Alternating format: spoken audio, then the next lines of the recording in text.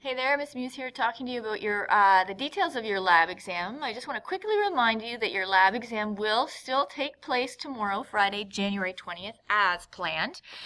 Now I did have to make a few changes to the structure of it, given the fact that we have 23 students in our class. So we still will have 9 stations, but instead of having 2 rest stations, we'll actually have 3. So I'm going to go in here and just change that to 3 rest stations. And actually that is to your advantage because it will give you an extra 5 minutes to sort of look through your materials before you submit it to me. So you'll be rotated through those 9 plus 3, so 12 stations in total, and we'll talk more about that in a second. Each of the 9 science stations that are non-rest stations, you'll have 5 minutes to work through the task that is given to you at that station. And as you work through that, at the very end of all of those 12 stations, you'll have an additional 1 minute of time at each of the 12 stations to kind of just consolidate, review, make some final changes or adjustments or additions to your lab exam. So as discussed before Christmas, it's highly recommended that you take a few minutes today, an hour or two, to just review some of the lab topics that we've covered over this year. So I've listed them here for you because our lab stations will be based on the key lab experiences that you had over this semester. So the first, one of the stations will look at trying to get you to display your understanding of physical and chemical change.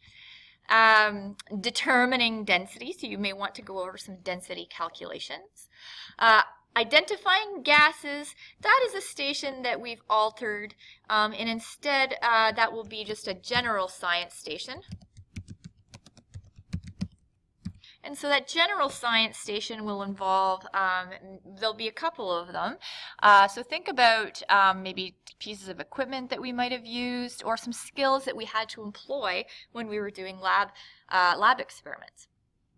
Take a look at concepts we learned in the electricity unit, so charging by friction and by contact. You're going to want to review electrical circuit building and drawing, so the components of electrical circuits. We did a little bit on microscope work, and so you will see a station on that. And the to be determined space unit, well, I want you to remember that the planisphere that I had you work with, that will be your space unit station for this lab exam. I want to talk a little bit more about the breakdown for you, so and remind you of a couple of other details. So it is expected that, given that it's been scheduled for quite some time now, that the lab exam will be written by all students and that you be present to write it on the day that it is to be written, and that's January 20th, tomorrow. So any student who is not present, don't worry, you won't receive a 0 on that lab exam, but your final exam will be weighted at 30% instead of 20%, so just be aware of that and do your best to participate in tomorrow's lab exam.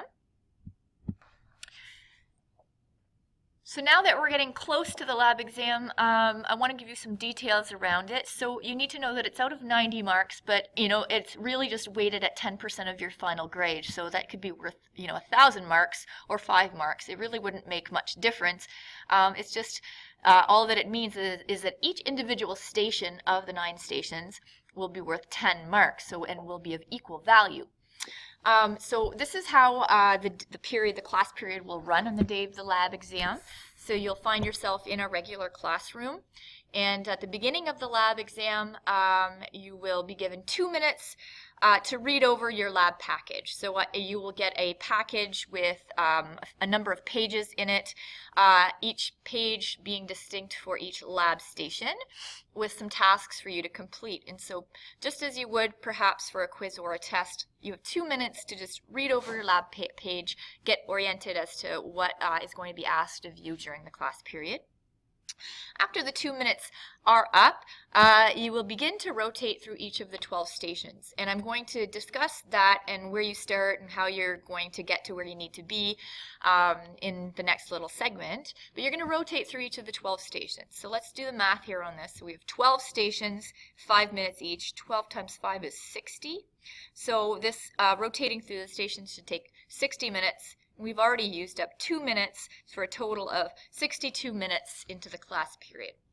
Now, it makes sense that during your first run through the 5 minutes at each station, there may be details that you need to go back and just double check. And so you're going to have a final quick rotation through all of the stations with one final minute. So with 12 stations at 1 minute, that's an additional 12 minutes. So we had 62 minutes for these first 2 stations, plus another 12 minutes to give us a total of 74 minutes. And so at that point, we should be ready to submit our lab exam and be done with the whole thing. Let's talk more about the layout of the classroom. So I have this handy-dandy diagram of our classroom and how it will be set up for our lab exam tomorrow. So here would be the door to our classroom. Here is the second door to our classroom, and here is my desk. So our smart board would be over here, and all of your student desks would be facing in this direction.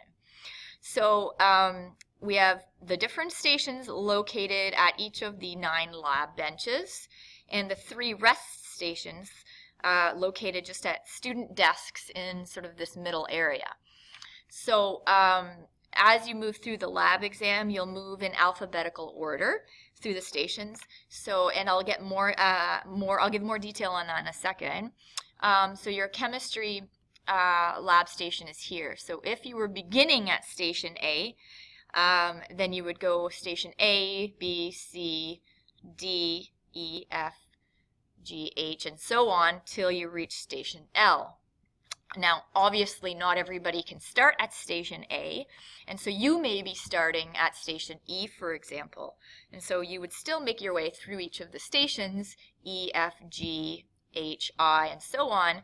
And once you reach station L, you would begin at station A and complete the stations on this side of the classroom that you hadn't because you started at station E. Also, you'll notice here that I have a times 2, times 2, times 2. All of that means is that there will be 2 students designated at that lab bench at the same time, and it will be divided by a divider so that you will each do your tasks individually. So both the class plan, the layout of the classroom, and this rotation order will be posted on Google Classroom for you to double check. And I'm going to suggest that you have this written out and you take a minute to just see where you're going to be beginning and see where you're going to be finishing. So I'm going to use Mitchell as an example here. So I'm just going to highlight Mitchell for a second. And when I look at this, I see that Mitchell is beginning at station B and then moving on to C, D, E all the way. And then once he gets to station L, he will begin again at station A. I'm just going to flip to, I'm going to copy this information out, and I'm going to go ahead and look at the layout for a second.